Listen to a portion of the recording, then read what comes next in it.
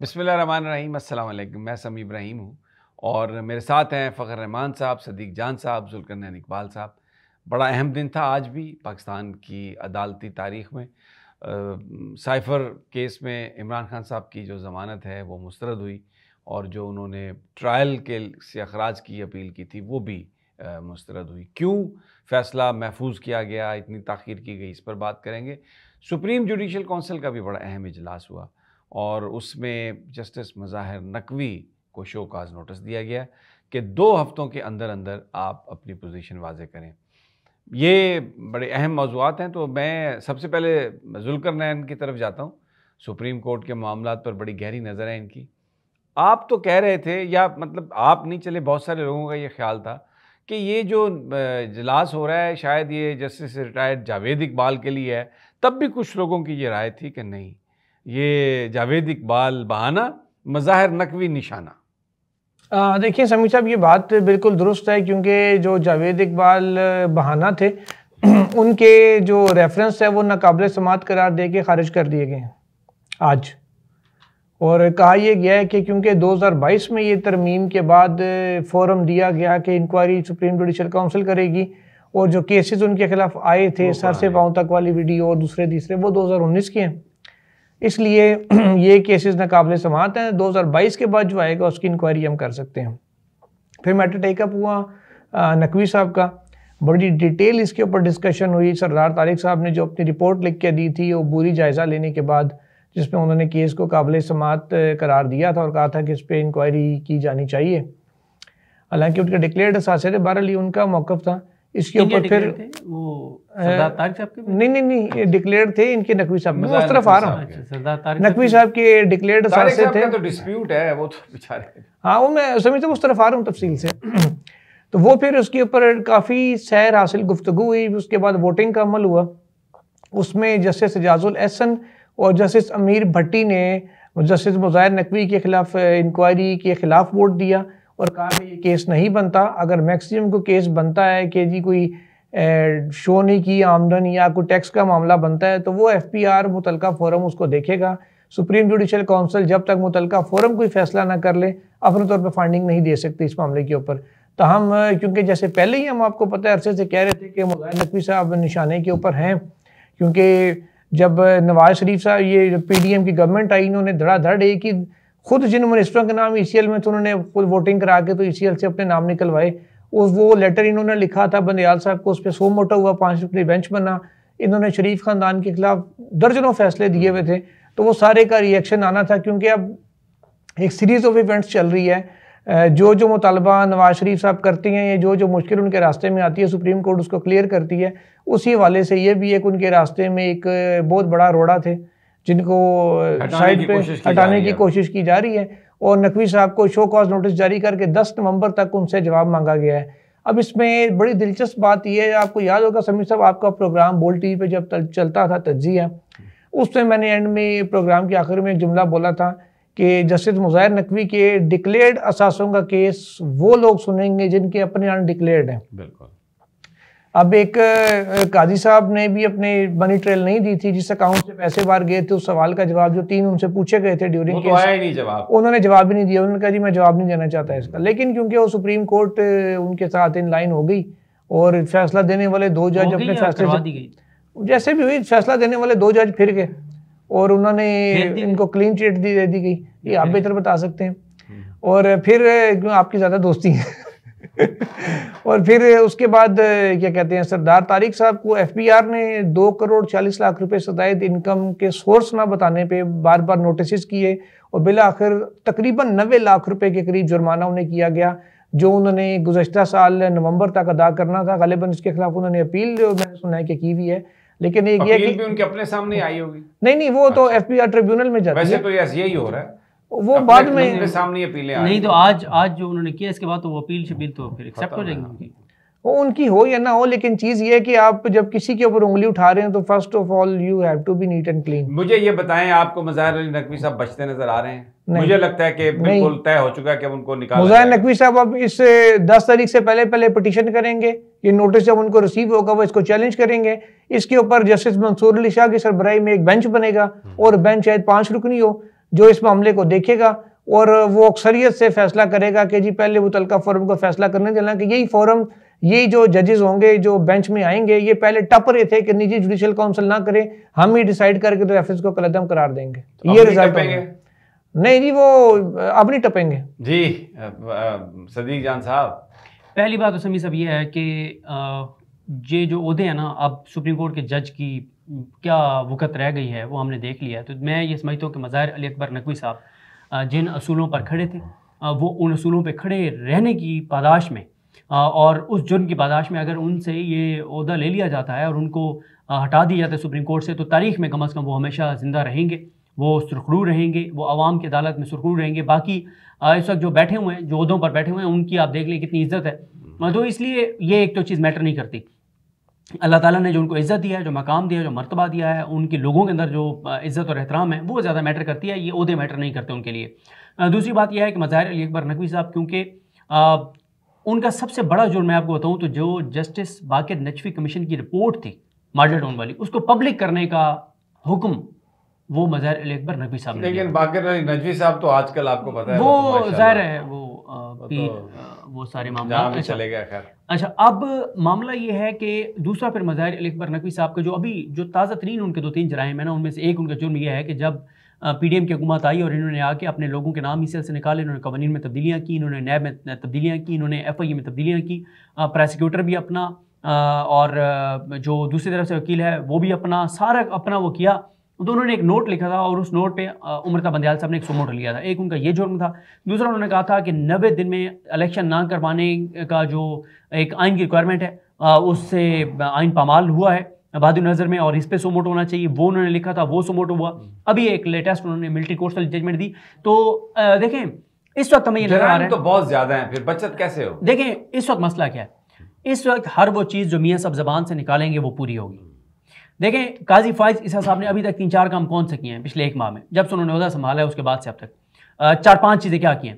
पहली, मियां नवाज शरीफ चाहते थे कि प्रैक्टिस एंड प्रोसीजर बिल जो है वो बरकरार रहे, वो बरकरार हो गया। फिर काजी फाइज वो नवाज शरीफ चाहते थे कि फैज़ाबाद धरना केस खुले और जनरल फैज़ के खिलाफ कार्रवाई हो, वो खुल गया। फिर वो चाहते थे कि ये जो 90 दिन वाला इलेक्शन का मामला है ना, ये टेकअप हो, लेकिन यहाँ पे अभी रुका हुआ है मामला। मियाँ साहब को अगर तो ये लगेगा कि इलेक्शन मेरे हक में है तो फिर इलेक्शन का फैसला आएगा कि लाजमी करा दें जनवरी में।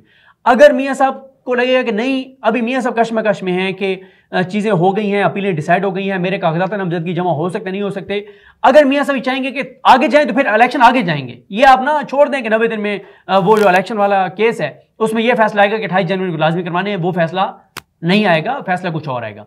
फिर उसके बाद मियाँ साहब चाहते थे मज़ाहिर अली अकबर नकवी साहब के खिलाफ, और ये मियाँ साहब की ख्वाहिश नहीं थी, ये मरीम नवाज साहबा की ख्वाहिश थी। मरीम नवाज साहबा, क्योंकि देखे ना, अगर 3 बाप की माननी है तो एक उसकी बेटी की भी तो माननी है ना।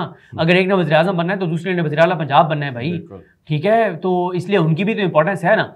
तो अब 3 मियाँ साहब की बातें पूरी हो गई हैं, एक अब मरीम साहबा की पूरी हो रही है कि मज़ाहिर अली अकबर नकवी साहब को ओहदे से हटाया जाए। उसके लिए किया जा रहा है, जिस तरह से बताया है इन्होंने ज़ुल्करनैन साहब ने कि आज तक ना मियां नवाज शरीफ साहब ने मनी ट्रेल दिया, पैसा कमाया कैसे, बाहर भिजवाया कैसे, ना आज तक काजी फाइज साहब ने दिया, और सरदार तारिक मसूद साहब का मामला भी इन्होंने बता दिया कि अनडिक्लेयर्ड वो जो मामला, क्योंकि उसके ऊपर मेरी ज़्यादा स्टडी नहीं है, लेकिन वो मैंने सरसरी सा देखा था कि उनका भी कोई मामला है। फ़खर रहमान तो साहब, आप बड़ा सुप्रीम कोर्ट में बड़ा टाइम गुजारा है, आपने रिपोर्टिंग की है, बड़ी कमाल की, और बड़े बड़े करैक्टर वाले जज भी वहाँ पर हमने देखे हैं। अभी आजकल ये जो मामला है और जिस तरह ये निशाना बनाया गया मज़ाहिर नकवी साहब को, मुझे बताइए कि आपके जहन में क्या चल रहा है? देखें ना, ये जो डिवीज़न सुप्रीम कोर्ट में आज आपको नज़र आ रही है और जो पहले से चंद अरसे से शुरू हुई है, ये तो कोई नई बात नहीं है, क्योंकि हम 97 में देख चुके हैं कि उस वक़्त किस तरह से 5 जजेस को 10 जजेस ने मिलकर उनके ख़िलाफ़ एक बगावत की थी, और उस वक़्त भी ब्रीफ केसेस चले थे, और फिर सुप्रीम कोर्ट के अंदर से उस तरह के जो फ़ैसले आए थे, यानी कि चीफ़ जस्टिस को उन्होंने ज़बरदस्ती घर भेज दिया था, सदर साहब को जाना पड़ा था, बहुत सारे मामलात हुए थे। देखें, जब भी इदारों के अंदर अगर माजी की उसको आप सामने रखें तो इस तरह की चीज़ें हमने देखी हैं, तो उसका फिर रिज़ल्ट जो है ना वो बड़ा ख़राब निकला है। यानी उस वक़्त हम कहते थे यार, अब वो अगर मज़ाहिर नकवी साहब को निकालना चाहते हैं वो तो उनको तो निकाल देंगे ना, रिजल्ट फिर क्या निकलेगा बाद में? क्या नहीं, मैं आपसे ये कह रहा हूँ कि इस वक्त सुप्रीम कोर्ट के अंदर ये जो आज सुप्रीम जुडिशल काउंसिल की कार्रवाई की गई है और जो उनको नोटिस जारी किया गया है, तो ये तो एक बिगिनिंग है। जिस तरह अभी सदीक चांद ने सारी आपको एक तफसील बता दी है कि मुज़ाहिर अली नकवी साहब का कसूर क्या था, उन्होंने फ़ैसले कौन से किए थे और उसकी पादाश में जो है ना अब उनको किस तरह से टारगेट किया जा रहा है। अब ये जो सिलसिला शुरू हुआ है, ये जुडिशियल विद इन जुडिशरी के अंदर एक एक्टिविज़म जो आपको सामने नज़र आएगा, इसके बहरहाल कॉन्सिक्वेंसेस जो है ना वो भी सामने खतरनाक। आएंगे। ठीक है, अच्छा जुल्करनैन, जो काजी फायज ईसा साहब का केस था उसमें तो सुप्रीम कोर्ट ने ये करार दिया था कि एविडेंस किसी भी जज के खिलाफ इकट्ठा करना उस वक्त तक गैर कानूनी है जब तक सुप्रीम जुडिशल काउंसिल इसकी ऑथराइजेशन ना दे। इसीलिए काजी फायज ईसा साहब का जो केस था ये एक बड़ा पॉइंट था कि वो उनको एग्जामिनेट कर दिया गया था। अभी ये जो सारा मवाद लोगों ने इकट्ठा किया, वकीलों ने, नून लीग के वकीलों ने बाकायदा रेफरेंस फाइल किए मज़ाहिर नकवी साहब के ख़िलाफ़, ये कोई एविडेंस सुप्रीम जुडिशल काउंसिल के कहने पे तो इकट्ठा नहीं किया गया था। तो उस पर शो काज नोटिस देना और उस पर मज़ाहिर नकवी साहब से सवाल पूछना, ये आपको लगता है कि ये कोई उस सुप्रीम कोर्ट के फ़ैसले की रोशनी में ये ठीक है? समीर साहब, एक मिसाल आपको देता हूँ छोटी सी। एक मौलवी साहब तकरीर कर रहे थे एक जगह पे, उन्होंने ख़वातीन के मुतालिक फाशी पे बात कर रहे थे। उन्होंने कहा कि जी आजकल की लड़कियां कैपरी पजामे पहनती हैं, टखनों से ऊपर सलवार रखती हैं, ऐसे करती हैं, छोटे खुले गले पहनती हैं, लंबे चाक पहनती हैं, बड़ी मंजरकशी की आपने। हाँ जी। अच्छा, किसी ने आगे से उनको कह दिया मौलवी साहब आपकी बेगम भी पहनती है। उन्हें कहा रोदी गल ना करो, उन्होंने तो जचदा भी है ना, सजदे भी बड़ा। हाँ, तो वो मामला ये है कि इतने तो सजदा भी पड़ा ना चौका नोटिस, उधर तो मामला तो और थे। वो चीज़ ये थी समीर साहब, उस फैसले में ये होल्ड किया था सुप्रीम कोर्ट ने कि एविडेंस जितना मर्जी पक्का हो, जब तक अनऑथराइज्ड होगा उस, हाँ, वो ऑथराइज्ड पर्सन उसमें सुप्रीम जुडिशियल काउंसिल थी या फिर प्रेसिडेंट था जिसने रेफरेंस दायर करना होता था। प्रेसिडेंट को तो सारी चीज़ें तैयार करके दी गई थी, उन्होंने आगे फाइल कर दिया था। यहाँ पे प्रेसिडेंट को तो अभी तक पता ही नहीं है क्योंकि गवर्नमेंट ने रेफरेंस ही दिया, प्राइवेट रेफरेंस है। अब प्राइवेट बंदे से वही सारे सवालात पूछे जाएंगे, भाई आपने कहाँ से किया, कैसे किया, लेकिन अब कौन पूछेगा? पहले तो मुझे ये बताएं।